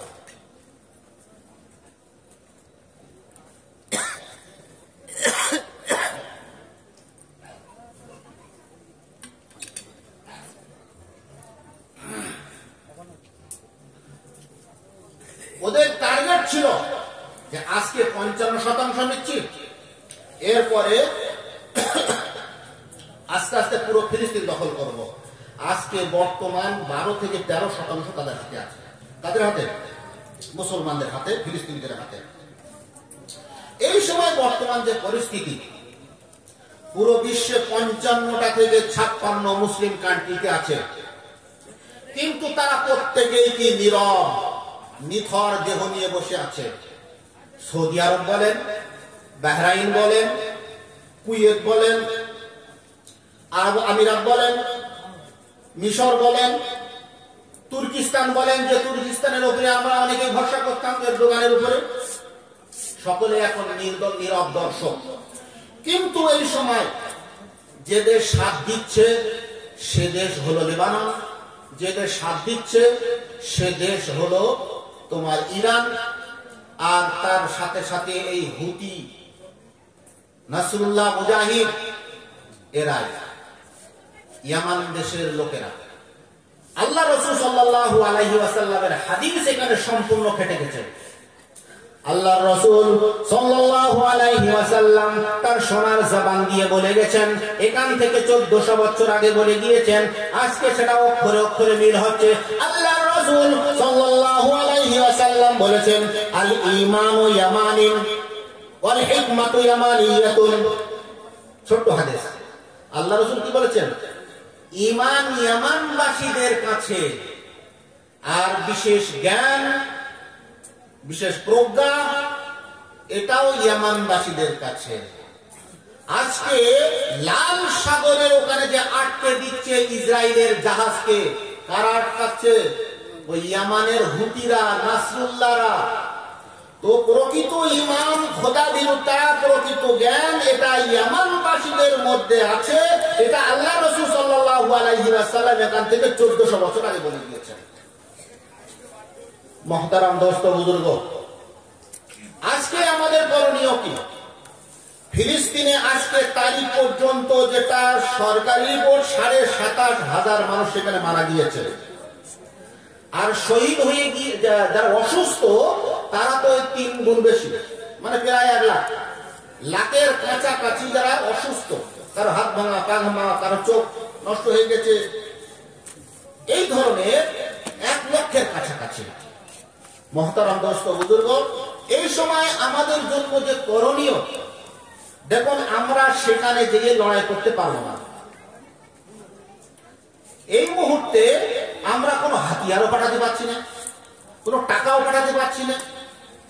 জনাব রাসূলুল্লাহ সাল্লাল্লাহু আলাইহি ওয়াসাল্লাম বলেছেন, যে কথাটা শুরুতে আমি ধরে দিয়েছিলাম, যে শেষ জামানায় যখন বাইতুল মুকাদ্দাস দ্বিতীয় পর্যায়ে ইহুদিদের কাছে থাকবে, লাস্টে যে মুসলমানদের হাতে আসবে, এই সময়ও কিন্তু বাইতুল মুকাদ্দাসের ওখানে রক্তপাত হবে। দেখুন, যেমন ভাবে একটা মা তার সন্তানকে ভূমিষ্ঠ করার সময় রক্তপাত হয়ে যায় না, রক্ত বার হয়, নরমালে হলেও রক্ত হয়, সিজারেশনে হলেও রক্ত হয়। তো তদ্রুপ ভাবে রাজনৈতিক তৈরি করার মা হলো বাইতুল মুকাদ্দাস, ওয়ার্ল্ড অর্ডারের মাদার হলো বাইতুল মুকাদ্দাস। সেই জন্য ওয়ার্ল্ড অর্ডার যখনই পরিবর্তন হয়েছে, বিশ্বময় কর্তৃত্ব যখনই পরিবর্তন হয়েছে, তখন সেখানে রক্তপাত হয়েছে। 638 খ্রিস্টাব্দে হযরত ওমর ফারুকের জামানায় রক্তপাত হয়েছিল। এরপরে 1099 খ্রিস্টাব্দে খেলাফতে আব্বাসিয়ার জামানায় যখন পরিবর্তন এসেছিল, তখন রক্তপাত হয়েছিল। 1187 খ্রিস্টাব্দে যখন সুলতান সালাউদ্দিন আইয়ুবী রহমতুল্লাহি আলাইহি দখল করেছিলেন, তখন রক্তপাত হয়েছিল। এরপরে 1945 খ্রিস্টাব্দে রক্তপাত হয়েছিল। আবারও বর্তমান রক্তপাত হচ্ছে, কিন্তু বন্ধু খুশির বিষয় হলো এটা শেষ রক্তপাত। তার কারণ আল্লাহ তাবারক ওয়া তাআলা বলে দিয়েছেন যে শেষ রক্তপাত হবে দ্বিতীয়বারের পরে, অর্থাৎ দ্বিতীয়বারের পরে ওটাই শেষ রক্তপাত, আর রক্তপাত হবে না। এরপরে কি হবে? আল্লাহর রাসূল সাল্লাল্লাহু আলাইহি ওয়াসাল্লাম বলেছেন, শেষ জামানায় যখন ফিতনার যুগ হবে, মানুষের ঈমানকে বাঁচানো মুশকিল হয়ে যাবে। প্রচুর পাতার উপরে যেমন ভাবে পানি রাখলে টলটল করতে থাকে, কখন পড়ে যায় কখন পড়ে যায়, মানুষের ঈমানের অবস্থা এমন হবে। তখন শেষ জামানায় একজন ব্যক্তি হবে, যার নাম হবে আমার নামে মুহাম্মদ, যার আব্বার নাম আমার আব্বার নামে হবে আব্দুল্লাহ, যার মায়ের নাম আমার মায়ের নামে হবে আমিনা। শেষ জামানায় তিনি আসবেন, বাইতুল্লাহ শরীফের আঙিনার ওখানে তিনি বাইয়াত করাবেন। এরপরে মুলকে শাম, এই শাম দেশে তিনি আসল খিদমত করবেন, দ্বীনের প্রচার প্রসার করবেন, জিহাদ করবেন, বাইতুল মুকাদ্দাসকে তিনি ফাতহ করবেন। মুহতারাম দোস্ত বুজুর্গ, সেই শেষ সময় এসে গেছে। ইমামে মাহদী আলাইহিস সালামের আসার সময় আর খুব বেশি দিন বাকি নেই। সেই মাহদী আলাইহিস সালামের সাথে মাত্র 12,000 মুসলমান থাকবেন। মক্কার আমিনায় তিনি মুসলমানদের বায়াত নেবেন, ওখান থেকে তিনি শাম দেশে চলে যাবেন। লেবানন, সিরিয়া, ফিলিস্তিন, ইসরায়েল, এই 4টে দেশকে বলা হয় শাম দেশ। এই শাম দেশে আসবেন, এখানেই এসে তিনি ইসলামের জিহাদের কাজ করবেন। 7 বছর তিনি অবস্থান করবেন। 7 বছরের মধ্যে একদিন দেখা যাবে হযরত ঈসা মসিহ আলাইহিস সালাতু ওয়াত তাসলিম তিনি তাশরীফ নিয়ে আসবেন। এই 7 বছরের মধ্যে এদিকে কানা দাজ্জালের আবির্ভাব হবে, চতুর্দিকে ফিতনা ছড়াবে, আপনার সামনে আসবে, আপনার মৃত পিতাকে জীবিত করবে, আপনার মৃত আম্মাকে জীবিত করবে, আপনার বাড়িতে একজন অসুস্থ আছে তাকে সুস্থ করবে, আপনার বিপদ আপদ দূর করে দেবে, হঠাৎ করে আপনার 2 তলা বিল্ডিং করে দেবে, হঠাৎ করে আপনার বেমৌসুমি ফল এনে দেবে। এইভাবে দাজ্জাল বিভিন্ন ফিতনা ছড়াবে, মানুষের সামনে এসে দাঁড়াবে, ঘরে সব বেঈমান হয়ে যাবে। আল্লাহ রাসূল সাল্লাল্লাহু আলাইহি ওয়াসাল্লাম বলেছেন, সেই সময় পাথরের মতো মজবুত ঈমানদার ছাড়া কেউ নিজের ঈমানকে বাঁচাতে পারবে না। মুহতারাম দোস্ত বুজুর্গ, এই কানা দাজ্জালকে মারার জন্য হযরত মাহদী আলাইহিস সালাম চেষ্টা করবেন, কিন্তু তিনি একা সাকসেসফুল হবেন না। এর মধ্যে দামেস্কের এক জামে মসজিদে হযরত ঈসা মসিহ আলাইহিস সালাম শেষ জামানায় অবতীর্ণ হবেন। ঈসা মসিহ আলাইহিস সালাম আসবেন, এসে হযরতে ইমাম মাহদী আলাইহিস সালামের সাথে সাথ দিবেন। এরপরে দুজন মিলে লড়াই করবেন। আর এবারে ওই দাজ্জাল, কানা দাজ্জাল দেখবে যে ইমাম মাহদী তো আমাকে মারতে পারেনি, কিন্তু আমি জানি আমাকে মারবে ঈসা মসিহ আলাইহিস সালাম। সুতরাং সে নিজেকে বাঁচানোর জন্য পৃথিবীর চতুর্দিকে দৌড়াতে থাকবে। পৃথিবীর সমস্ত মসজিদে যেতে পারবে, 3টে মসজিদে প্রবেশ করতে পারবে না। বাইতুল্লাহ শরীফে প্রবেশ করতে পারবে না, মসজিদে নববী কানা দাজ্জাল প্রবেশ করতে পারবে না, আর বাইতুল মুকাদ্দাসে কানা দাজ্জাল প্রবেশ করতে পারবে না। এমনকি মদিনা এবং মক্কার এরিয়াতেও সে ঢুকতে পারবে না, হাদিস পাকের মধ্যে এসেছে। সেই সময় কানা দাজ্জাল বাঁচতে, নিজেকে বাঁচার জন্য দৌড়াতে থাকবে। আর ওদিকে ওই ইসরায়েলের ওখানে যে ইহুদিরা বসবাস করবে, তখন ওই ইহুদিরা থাকবে, সেই ইহুদিরা এই কানা দাজ্জালের সাথ দিবে এবং তারা মনে করবে এই আমাদের ঈসা মসিহ, এই আমাদেরকে বাঁচাবে। এই জন্য নিজেকে বাঁচানোর জন্য ওই কানা দাজ্জাল নিজের দলের লোকদের কাছে যাওয়ার জন্য ও যাবে ওই ইসরায়েলে। হাদিস পাকের মধ্যে সে ইয়াকতুলুহু বিবাবে লুদ, ইয়াকতুলু মানে সে ইয়াকতুলু ইবনু মারইয়াম বিবাবে লুদ, মসিহ ইবনে মারইয়াম ঈসা আলাইহিস সালাম লুদ নামক দরওয়াজার কাছে দাজ্জালকে কতল করবে। এটা হাদিস পাকের মধ্যে এসেছে, আমি আজকেই দেখলাম হাদিসটা। ইয়াকতুলুহু বিবাবে লুদ, লুদ নামী গেটের কাছে দাজ্জালকে কতল করবে হযরত ঈসা মসিহ আলাইহিস সালাম। আর অটোমেটিক ইসরায়েলের মধ্যে লুদ নামী দরওয়াজা তৈরি হয়ে গেছে। সেজন্য মহতারাম দোস্ত বুজুর্গ, আর বেশি দিন কিন্তু বাকি নেই। এখন আমাদের ঈমান আমালকে ঠিক করতে হবে। ঈমান আমাল ঠিক করা ব্যতীত আমরা কিন্তু হঠাৎ করে যদি হযরত মাহদী আলাইহিস সালাম আগমন করেন আর ওদিকে কানা দাজ্জাল যদি আসে, সেই সময় আমাদের ঈমান বাঁচানো কিন্তু মুশকিল হবে। মহতারাম দোস্ত বুজুর্গ, এবার আরেকটা প্রশ্ন এবং তার উত্তর আপনাদের সামনে রাখবো, সময় হতে যাচ্ছে, 11টা বাজতে যায়। একটা প্রশ্ন আপনাদের মনের মধ্যে আসা উচিত, নিশ্চয় আসে। আমরা জানি যে ইহুদি খ্রিস্টানদের আকীদা অনুযায়ী, বিশ্বাস অনুযায়ী ওদের যে খোদার পুত্র ঈসা আলাইহিস সালাম, ঈসা মসিহ আলাইহিস সালাম, তাকে মার্ডার করেছিল ইহুদিরা। এসব জানেন তো মোটামুটি।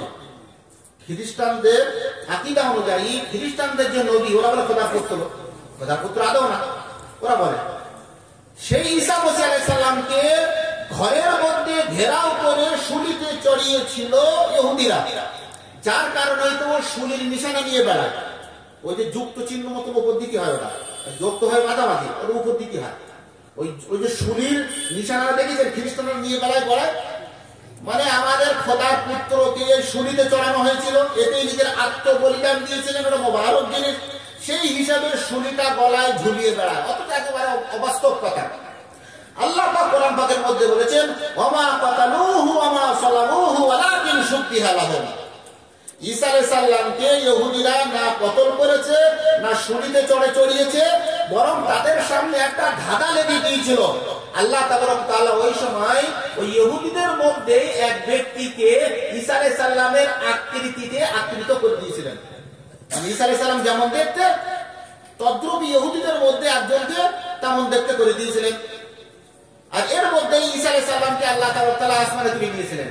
এবার ওরা হঠাৎ করে, তখন তো রাগ অবস্থায় আছে, ঈসা আলাইহিস সালামকে তারা খোঁজ করছে, মারবে, যে এটাকে কি, এই তো ঈসা আলাইহিস সালাম, সেখানে মোটামুটি ওরা মার্ডার করে দিল।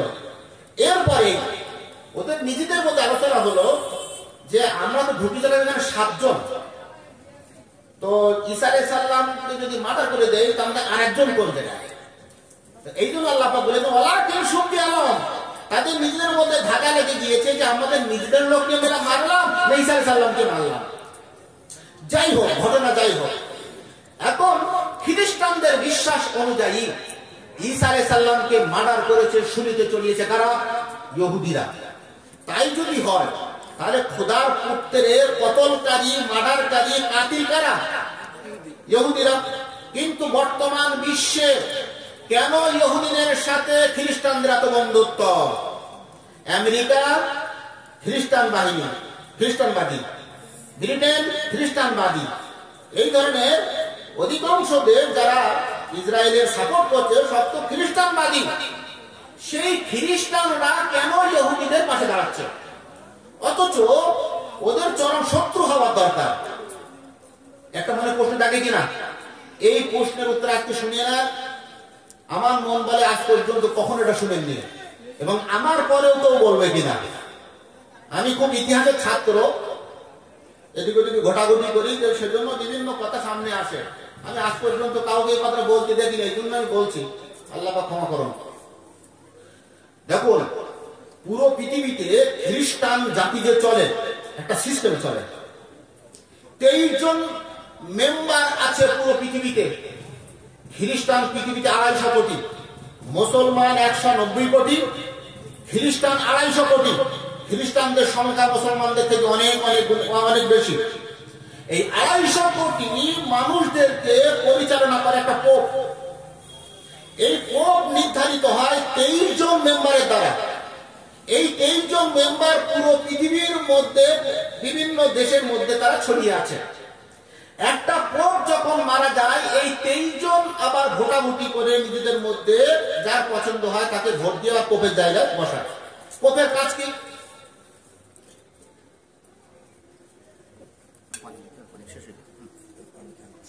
পোপ এ হলো একটা ছোটখাটো নবীর মতো। ওদের ভাষায় আমি বলছি, নবী তো আসবেন না। একজন নবী যেমন ভাবে নতুন বিধি বিধান আনতে পারে, পোপকেও ওরা ওই আকীদা করে যে নতুন বিধি বিধান আনতে পারে, কাউকে ক্ষমা করতে পারে, হালালকে হারাম করতে পারে, হারামকে হালাল করতে পারে। কোন দেশে যদি কোনো ব্যক্তির ফাঁসির অর্ডার হয়, আর পোপ যদি বলে দেয় যে এর আমি ক্ষমা করে দিলাম, আর সেই রাজা যদি খ্রিস্টান মতবাদী হয়, তাহলে তার জন্য মেনে নেওয়াটা জরুরি, তাকে আর ফাঁসি দেওয়া যাবে না। পোপের এতটা পাওয়ার। এটা মুফতি শফি উসমানী সাহেব রহমতুল্লাহি আলাইহি তিনি মারিফুল কোরআনের মধ্যে বিস্তারিত লিখেছেন, যারা পোপকে কতটা স্তর দেয়। কেউ কেউ তো খোদার স্তর দেয়, যে খোদার যেমন পাওয়ার আছে পোপের তেমন পাওয়ার। বর্তমান সেই খ্রিস্টানদের পোপের নাম জানেন? নামটা অত সহজ না, পোপ ফ্রান্সিস। এর আগের পোপ ছিলেন পোপ বেনোভিক্ট, তার আগের পোপ ছিলেন পোপ জন পল। বর্তমান পোপের নাম কি বললাম? Pope Francis. এর আগের পোপ পোপ বেনোভিক্ট, তার আগের পোপ পোপ জন পল। পোপ ফ্রান্সিস বর্তমান আছে, সে পুরো পৃথিবীর মধ্যে খ্রিস্টানদের একটা খোদা হিসেবে সে বসে আছে। ওরা খ্রিস্টানরা, ইহুদিরা দেখলো যে আমাদের প্রধান শত্রু হলো মুসলমান, খ্রিস্টানরা আমাদের প্রধান শত্রু না। তার কারণ কোরআন পাক, যে কোরআনটা মুসলমানেরা সবসময় তেলাওয়াত করে, সেই কোরআন পাকের মধ্যে আমাদের নামে বড় মারাত্মক মারাত্মক কথা আছে।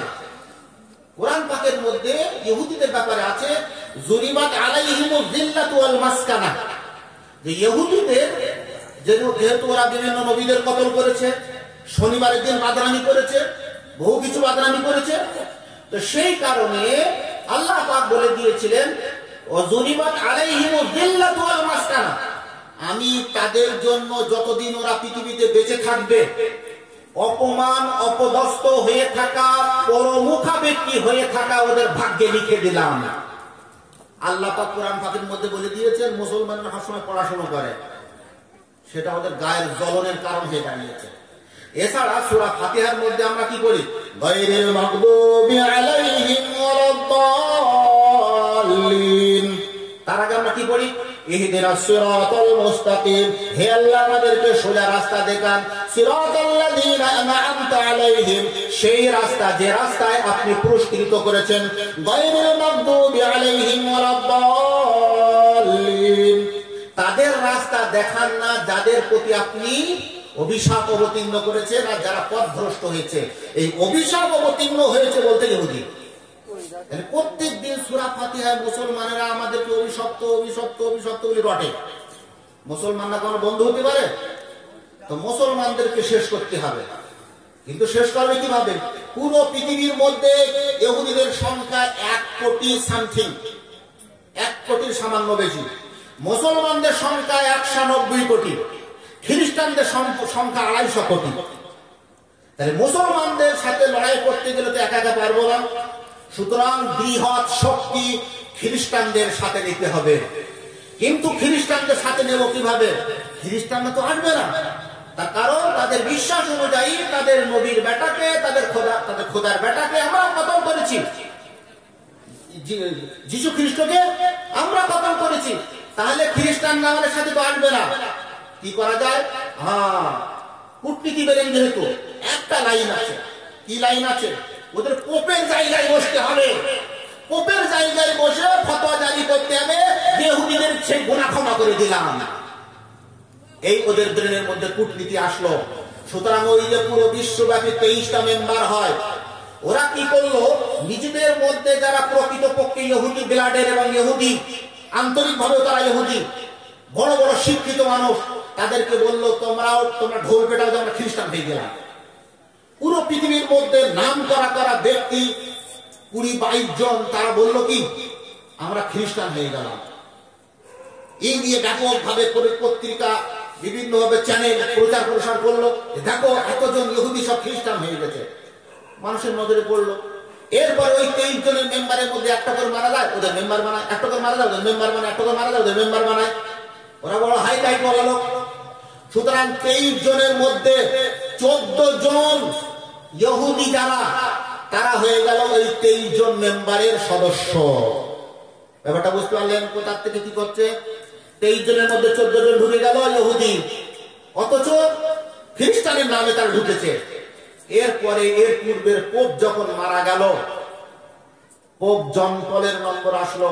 এই 14 জন মিলে নিজেদের মধ্যে একজনকে ভোটাভুটি করে পোপের জায়গায় বসালো, তার নাম হলো পোপ জন পল। এই পোপ জন পলের পরে এসেছিল পোপ বেনোভিক্ট। পোপ জন পল মারা যাওয়ার পরে এসেছিল পোপ বেনোভিক্ট। পোপ বেনোভিক্ট মারা যাওয়ার পরে বর্তমান পোপ ফ্রান্সিস। পোপ জন পল যখন ক্ষমতায় আসলো, সাথে সাথে বলে দিল যে দেখো, এখন বৃহৎ স্বার্থে ইহুদিদেরকে আর পিছনে টানা যাবে না, দূরে সরানো যাবে না। ইহুদিরা যে আমাদের খোদার পুত্রকে মার্ডার করেছিল, শুলিতে চড়িয়েছিল, আমি পোপ জন পল আজকে সেই পাপকে মোচন করে দিলাম, সেই গুনাহকে ক্ষমা করে দিলাম। ব্যাপারটা বুঝতে পারছেন? যখন পোপ ঘোষণা করে দিল, তখন পুরো বিশ্বের খ্রিস্টান এবং ইহুদি আপোষের মধ্যে বন্ধ হয়ে গেল। সেই থেকে ওদের আপোষের মধ্যে আর কোনো শত্রুতা নেই। এখন শত্রু উভয় মিলে তারা চিন্তা ভাবনা করছে যে আমাদের শত্রু এখন মুসলমান। সুতরাং মুসলমানদেরকে কিভাবে পৃথিবী থেকে নিশ্চিহ্ন করতে হবে, এই চিন্তা ভাবনা করো মহতারাম দোস্ত বুজুর্গ। তাহলে আমাদের এখন সময় এসেছে ঈমানকে মজবুত করা। ঈমান মজবুত না করলে দেখুন, পুরো পৃথিবীর মধ্যে বর্তমান আমাদের দেশের মধ্যে অমুসলিমের নাম করছি, তারা আমাদের সর্বতভাবে আমাদের পলিটিক্যাল লাইনে পিছিয়ে দিয়েছে। বর্তমান কেন্দ্রের কোন মন্ত্রী মুসলমান আছে? কোন কেন্দ্রের মন্ত্রী মুসলমান নেই। কোন রাজ্যের মুখ্যমন্ত্রী মুসলমান নেই। রাজ্যপাল একটা অর্ধেক আছে বিজেপি মার্কা, তাদের নাম নিতেই মুখে বাজে লাগে। তদ্রুপ ভাবে বিভিন্ন মসজিদ ভেঙে কি করা হচ্ছে, জ্ঞানব্যাপীর বর্তমান কি অবস্থা, আমি শুধু ইঙ্গিত ধাক্কা দিচ্ছি শুধুমাত্র। এই পরিস্থিতিতে আল্লাহ তাবারক ওয়া তাআলা কোরআন পাকের মধ্যে বলেছেন, ওয়ালা তাহিনু ওয়ালা তাহজানু ওয়া আনতুমুল আ'লাউনা ইন কুনতুম মুমিনিন। শুনে রাখো, চিন্তা করার দরকার নেই, টেনশন করার দরকার নেই, তোমরাই বিজয়ের পতাকা পথ করে ওড়াবে। তবে একটা শর্ত, সেটা হলো কি, পরিপূর্ণ ঈমানদার হতে হবে। আমার মধ্যে ঈমান যদি থাকে তাহলে কোনো বিপদই বিপদ না। ঈমান যদি না থাকে, যে কোনো ফিতনা আসলে তাতে কিন্তু আমি পড়ে যাব। আমার ঈমান কিসের মধ্যে থাকতে হবে? দেখুন, আমার জীবনে ঈমান থাকতে হবে, ব্যক্তিগত জীবনে, পারিবারিক জীবনে ঈমান থাকতে হবে, সাংসারিক জীবনে ঈমান থাকতে হবে। আপোষের মধ্যে যখন আমরা কথাবার্তা বলবো, তার মধ্যে ঈমান থাকতে হবে। সমস্ত জায়গায় আমি নিজেকে মুমিন বলে পরিচয় দিই, আমার আখলাক চরিত্র মুমিনের মতো হোক, তাহলে দেখা যাবে সমস্ত বিপদ আল্লাহ তাবারক ওয়া তাআলা দূর করে দিবেন। দেখুন, আমরা মনে করি যে 5 ওয়াক্ত নামাজ পড়ছি, রোজার মাসে একটু রোজা রাখবো, একটু যাকাত দিই, একটু দান সদকা করি, ফিতরা দেই, আমি কামেল মুমিন, একটু টাকা থাকলে মক্কা ঘুরে আসি, হজ করি, বা আমি ওমরা করেছি, আমি পাক্কা মুমিন। আদৌ না। দেখুন, দিন ইসলাম 5 প্রকার। প্রথম নম্বর হলো আকীদা, বিশ্বাস, আল্লাহর প্রতি সঠিক বিশ্বাস, আল্লাহ রসুলের প্রতি সঠিক বিশ্বাস, ফেরেশতাগণের প্রতি, আসমানি কিতাবের প্রতি, ভালো মন্দ ভাগ্যের প্রতি, মৃত্যুর পরে একটা জীবন আছে জান্নাত জাহান্নাম তার প্রতি। এই সমস্ত বিষয়ের প্রতি সঠিক আকীদা, এটা হচ্ছে সর্বপ্রথম জরুরি। এটা সর্বপ্রথম ঠিক করতে হবে। যদি দেখা যাচ্ছে কোন ব্যক্তি তার আকীদা ঠিক আছে, 100% ঠিক আছে, কিন্তু জীবনে সে কখনো নামাজ পড়েনি, হতে পারে আল্লাহ পাক তাকে ক্ষমা করে দিবেন। আল্লাহ পাক কোরআন পাকের মধ্যে বলেছেন, ইন্নাল্লাহা লা ইয়াগফিরু আন ইউশরাকা বিহি ওয়া ইয়াগফিরু মা দুনা যালিকা লিমান ইয়াশা। আল্লাহ পাকের সাথে কোন বান্দা যদি সামান্য কোন শিরক করে, আল্লাহ পাক সেই গুনাহ কখনো ক্ষমা করবেন না। এছাড়া